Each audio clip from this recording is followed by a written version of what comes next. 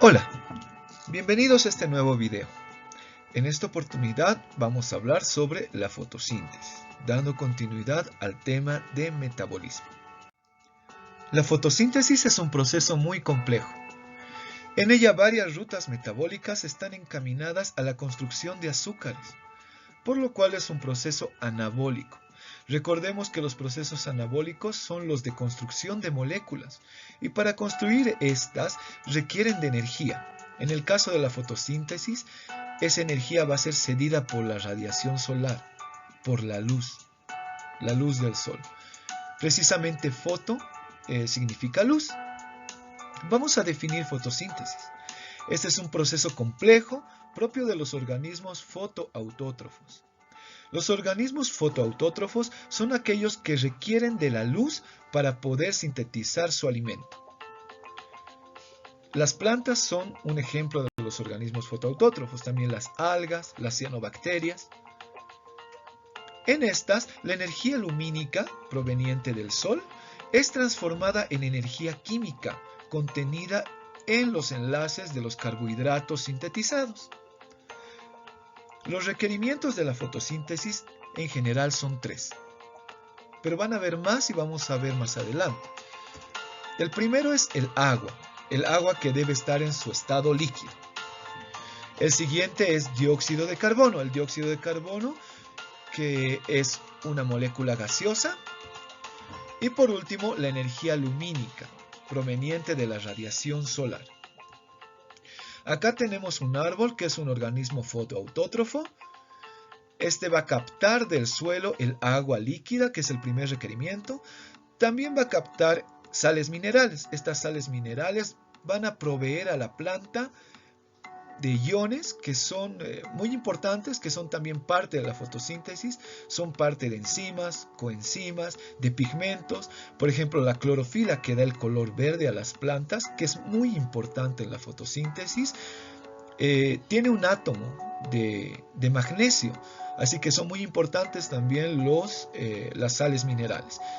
Pero en general vamos a hablar de estas tres porque más adelante vamos a ver la fórmula de la fotosíntesis que no toma en cuenta las enzimas ni coenzimas. Pero vamos a explicar también acerca de ellas más adelante. Bueno, el agua es tomada por las plantas y es conducida hacia el tejido fotosintético. El tejido fotosintético que generalmente se encuentra en las hojas. De hecho, todas las partes verdes de las plantas son capaces de hacer fotosíntesis. Tallos, hojas, hay algunas plantas como los cactus. Muchos cactus no poseen hojas, pero deben hacer fotosíntesis. La fotosíntesis es hecha en estos casos por los tallos que son de color verde.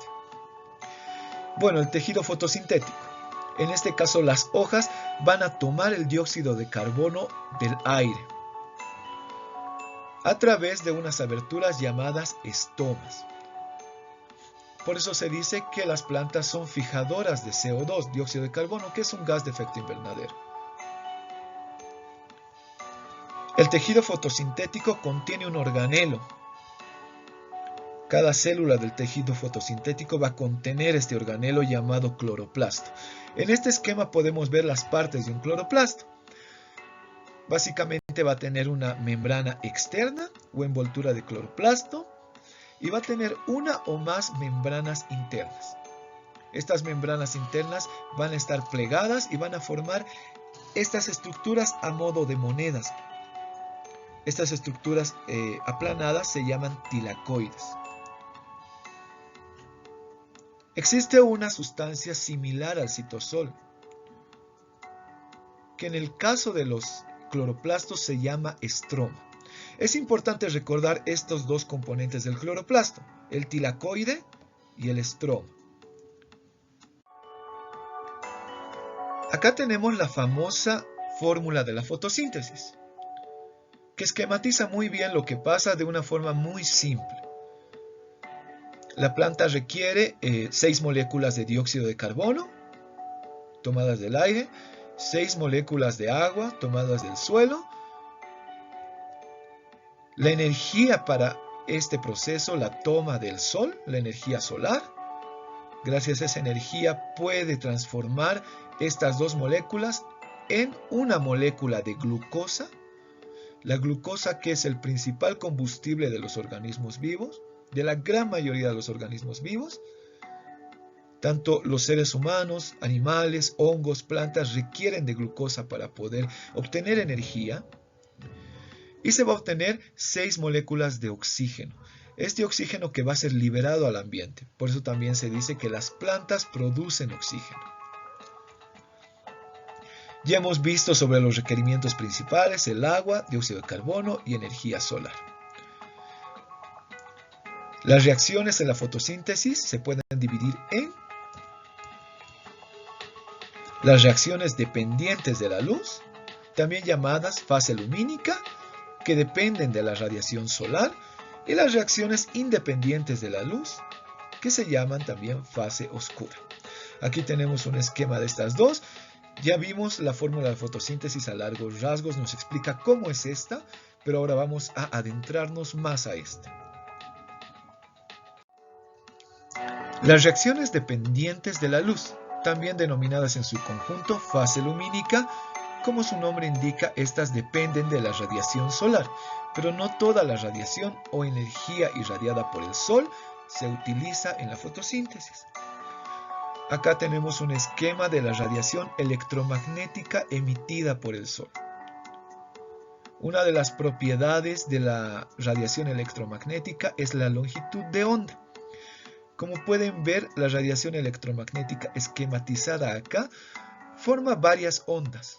También acá forma varias ondas. La longitud de onda es el espacio que hay entre una onda y otra. Cuando la radiación tiene una longitud de onda corta, es decir, los espacios entre onda y onda son pequeños, la radiación va a ser muy potente y va a tener mucha energía.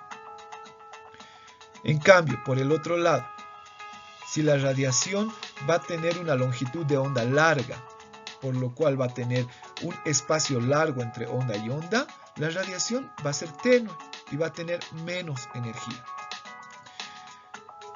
El Sol va a emitir una gama de varios tipos de radiación. Acá se encuentra, por ejemplo, la radiación ultravioleta, que se encuentra entre los 300 y 400 nanómetros de longitud de onda. La medida en que se mide la longitud de onda, ese espacio que les comentaba, es en nanómetros, que es una medida muy pequeñita. Entonces, mientras más pequeña, como pueden ver, mientras más pequeña sea la longitud de onda, entonces va a tener esta mayor energía. La radiación ultravioleta, que es invisible para los seres humanos, pero para algunos organismos sí es visible.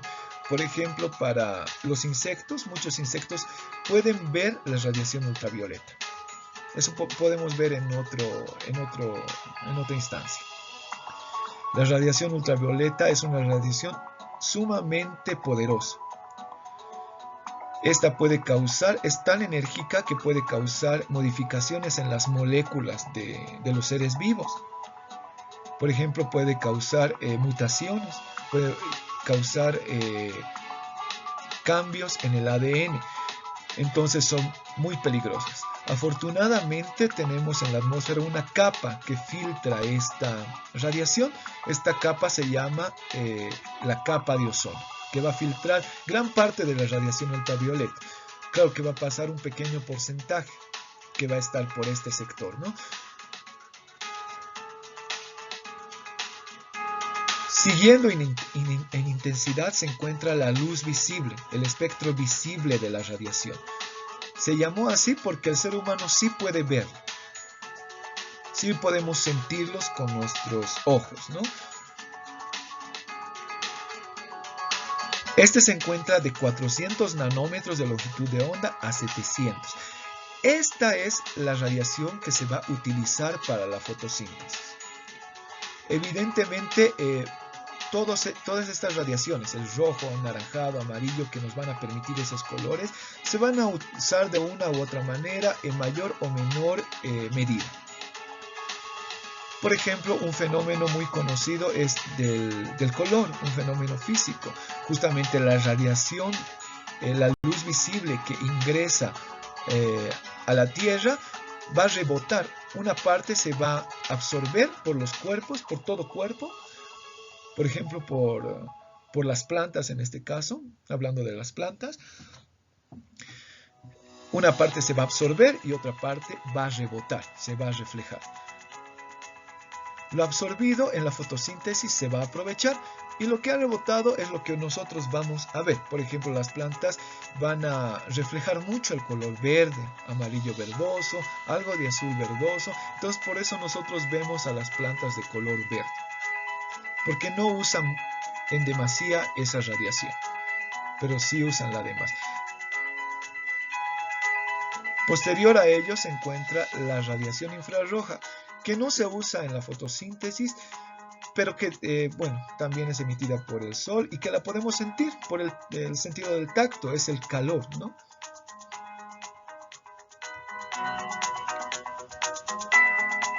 En la fase lumínica tiene lugar la fotólisis del agua. Fotólisis del agua se refiere a que el agua se va a partir en sus componentes, que es hidrógeno y oxígeno. Esto va a generar un electrón. La fotofosforilación del ATP. En otras palabras, la fotofosforilación es la síntesis de ATP, de un ADP, un adenosín difosfato. Se va a liberar energía por medio de algunas reacciones y se va a incorporar un grupo fosfato acá y se va a tener el ATP, que recordemos el ATP es la molécula energética de los organismos vivos. Se van a obtener también un poder reductor, que ya lo hemos visto, es una coenzima, es la NADPH. Recordemos qué quiere decir NADPH. Nicotinamida, adenosín, dinucleótido, fosfato. Se le pone hidrógeno porque eso está reducido. Recordemos que en química la reducción es la ganancia de electrones, por lo cual esta molécula es una molécula energética.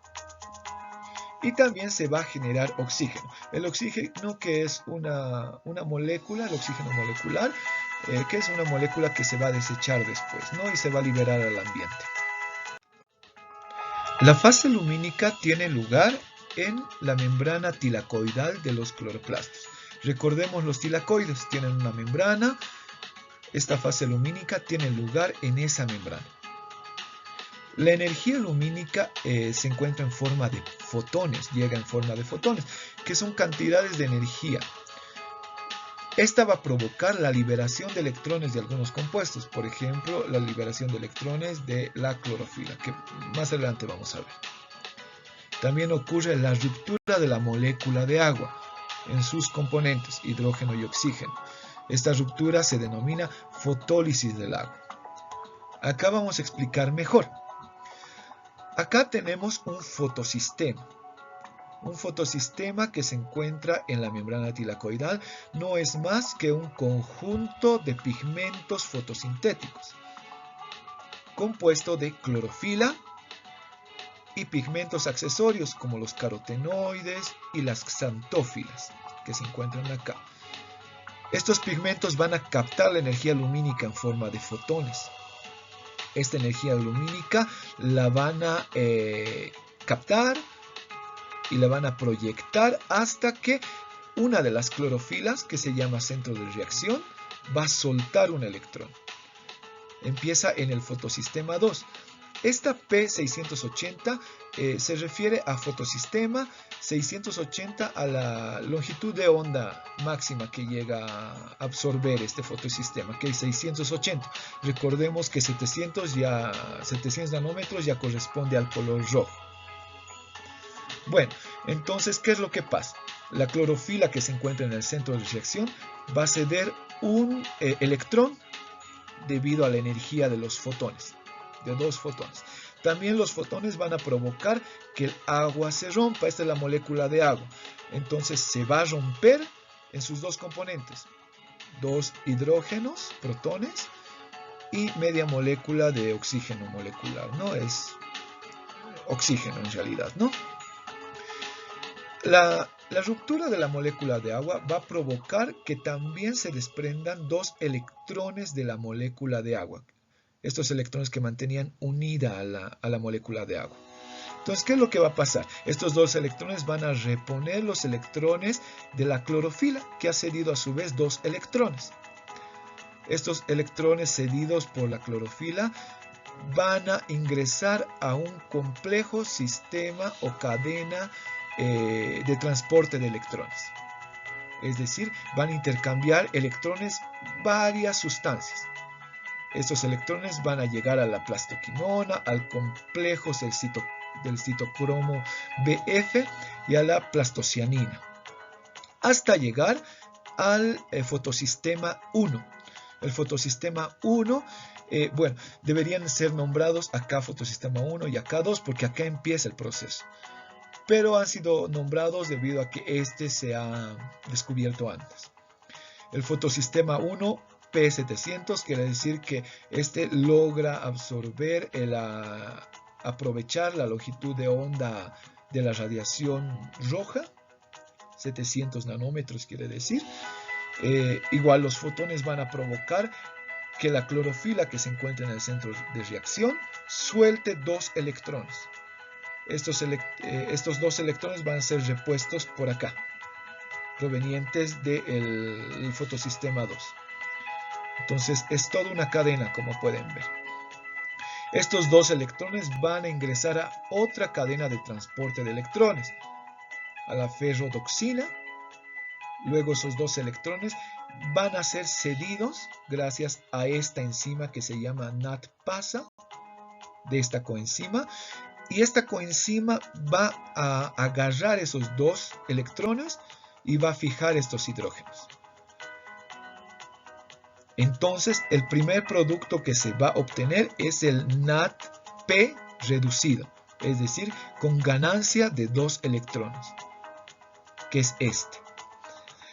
El segundo producto que se va a obtener va a ser el ATP.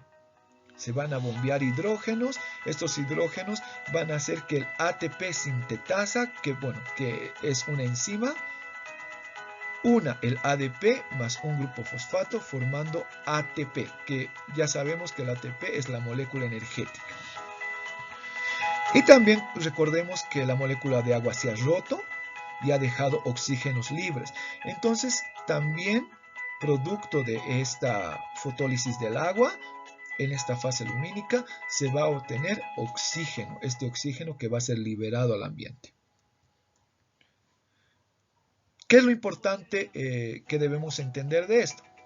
Se generan las moléculas energéticas para la fase oscura o las reacciones independientes de la luz.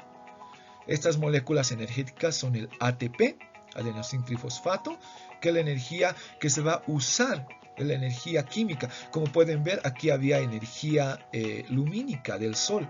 Esta energía lumínica se ha volcado a estas moléculas. El ATP, que reserva esa energía lumínica, y el NADP reducido. El NADP reducido, que recordemos tiene dos electrones ganados, que más adelante en la fase oscura vamos a ver cómo actúa. La fase oscura tiene lugar en el estroma de los cloroplastos. Como su nombre indica, esta no requiere de la luz solar. En esta tiene lugar el ciclo de Calvin, que es una ruta metabólica muy compleja en la que se construyen los carbohidratos. En esta interviene el CO2, que es la forma de carbono inorgánico que es tomada del aire, que se va a transformar, va a ser el material que va a usar el cloroplasto para poder transformar en sustancias orgánicas, en este caso azúcares. Para ello requiere energía. Recordemos que un proceso anabólico requiere energía. Y la energía la va a tomar de los ATPs y los NADP reducidos provenientes de la fase lumínica. Recordemos que estas moléculas energéticas se han producido en la fase lumínica y estas moléculas van a dar la energía necesaria para la construcción de carbohidratos, que son moléculas orgánicas. Y bueno, aquí vamos a explicar de mejor forma Este es el ciclo de Calvin. Como pueden ver, es una ruta metabólica cíclica. Consta de 3 fases. La primera fase es la carboxilación. La carboxilación es la fijación o la adición de carbono a una molécula. En este caso, la adición de CO2 a esta molécula. No vamos a hacer mucho caso a estos números. Este número 3, 3, 6 de acá, que están fuera de los cuadritos, que están fuera de los rectángulos, debido a que estos se refieren a los balances de masa, que están en todas las fórmulas químicas, ¿no? Que 3 moléculas de CO2 se van a unir a 3 moléculas de ribulosa 1,5 difosfato y van a formar 3 moléculas de esta sustancia y así sucesivamente. Así que no vamos a hacer mucho caso a estas moléculas, después lo vamos a entender. Pero en la carboxilación, como les había dicho, el CO2 tomado del aire va a ser fijado gracias a una enzima. Recordemos que las enzimas están inmersas en todos estos procesos. Esta enzima es muy importante, se llama rubisco. La rubisco va a permitir que este CO2 se incorpore a la ribulosa 1,5 difosfato. Esta es la estructura de la ribulosa 1,5 difosfato. Como podemos ver, tiene 5 átomos de carbono. 1, 2, 3, 4, 5. Cuando la rubisco permite la fijación del CO2 en esta estructura, vamos a tener como consecuencia una molécula de 6 átomos de carbono que es muy inestable. Vamos a contar 1, 2, 3, 4, 5 y la sexta está acá, ¿ya? Que es la fijación del CO2. Es ese carbono inorgánico que acá ya se vuelve orgánico, como podemos ver. Esa es la magia de la fotosíntesis. Pero no termina ahí. Este compuesto, como es inestable, ahí termina la carboxilación. La carboxilación simplemente se refiere a la fijación del CO2 en la ribulosa 1,5 bifosfato por parte de la rubisco. Entramos a la siguiente fase, que es la reducción. En la reducción, como esta molécula es inestable, se va a romper, dando origen por una molécula a 2 moléculas de fosfoglicerato. 3 fosfoglicerato. ¿Por qué 3 fosfoglicerato? Porque nos indica que en el carbono 3, contando desde aquí 1, 2, 3, en el carbono 3 va a existir un grupo fosfato. Por eso 3 fosfoglicerato. Acá se va a hacer uso de las moléculas de ATP, provenientes de la fase lumínica. Acá ya se empieza a usar la energía. ¿Qué es lo que va a hacer qué es lo que va a pasar acá? Gracias a la acción del ATP, a la energía del ATP, se va a fijar uno de los fósforos del ATP a esta sustancia, a esta molécula, formando el 1,3 difosfoglicerato. Como pueden ver, es prácticamente lo mismo, solamente tiene un fósforo más. Acá nos dice 1,3 difosfoglicerato. Entonces, en la posición 1 de carbono 1 tiene un fosfato, y en la posición 3 otro grupo fosfato que ya lo tenía más antes. Entonces se gasta el ATP acá. Posterior a ello seguimos con la fase de reducción. El 1,3 difosfoglicerato va a ser sometido a una transformación gracias al poder reductor o a la coenzima NADP reducida. Esta va a ceder sus electrones para que suceda esta reacción. Así que va a perder su energía acá, se va a usar esta molécula energética y se va a formar este compuesto, el gliceraldehído 3-fosfato. 3-fosfato porque tiene un grupo fosfato en la posición 3. 1, 2, 3 y aquí está el grupo fosfato. Es muy importante esta molécula porque esta molécula puede seguir 2 rutas. La mayor cantidad de estas moléculas, en este caso 6 moléculas de estas, van a seguir la ruta de recuperación. Esta es la siguiente fase. La recuperación, que se refiere básicamente a recuperar el aceptor del CO2, la ribulosa 1,5 difosfato, para que el ciclo vuelva a comenzar. A eso se denomina recuperación. Entonces vamos a ver primero esta ruta, que es la ruta cíclica. El gliceraldehído 3-fosfato, una parte, que es la mayor parte. En este caso, como hemos visto el balance de masas, se generan 6 moléculas a partir de 3 de ribulosa y 3 de dióxido de carbono. Se generan 6 moléculas de gliceraldehído 3-fosfato.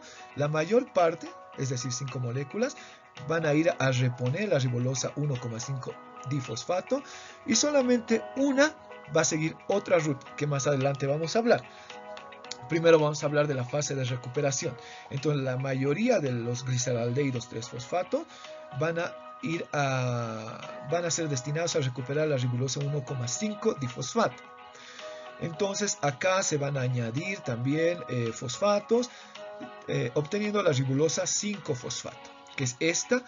Y después, con gasto de ATP, recordemos el ATP que se toma de la fase lumínica, se va a generar y se va a reponer la ribulosa 1,5 difosfato. Se va a reponer esta molécula, que va a poder entrar de nuevo al ciclo con otros dióxidos de carbono. Y se va a repetir el ciclo. Lo interesante del ciclo de Calvin, aparte de todo ello, es esta molécula suelta que vemos que se va a otra parte. Esta se va a otra ruta metabólica, que es el gliceraldehído 3-fosfato. Es una molécula muy importante porque les comento que es la molécula madre de todas las moléculas orgánicas. Con el gliceraldehído 3-fosfato se pueden hacer glucosas, se pueden construir glucosas, que como habíamos dicho antes, es el combustible principal de los organismos vivos. Se puede construir otros monosacáridos, polisacáridos, se pueden construir proteínas, se pueden construir lípidos y todas las moléculas orgánicas. Entonces esta es la madre de la molécula orgánica. Entonces esa es la primera molécula orgánica que se va a sintetizar. La unión de dos gliceraldehídos 3-fosfato va a dar como consecuencia una molécula de glucosa. Recordemos que la glucosa tiene 6 átomos de carbono. El gliceraldehído 3-fosfato tiene 3 átomos de carbono. Entonces, 2 gliceraldehído 3-fosfato van a ser una glucosa. Y la glucosa va a contener la energía de todo este proceso, de todos estos ATPs, y va a ser el combustible de todos los organismos vivos. La molécula combustible de todos los organismos vivos. La glucosa, que la va a usar la planta, que la va a usar los animales y todos los organismos vivos para poder obtener energía. Como se pudo ver, la fotosíntesis provee energía química a todos los organismos vivos. Así que es un proceso que se debe de entender para poder comprender no solamente la vida en general, sino también nuestra vida, ¿no? Nosotros necesitamos de moléculas orgánicas para poder vivir, y en un siguiente video vamos a hablar acerca de cómo se metabolizan estas moléculas orgánicas. Bueno, gracias por su visita, espero se haya comprendido y los esperamos en otro próximo video. Gracias.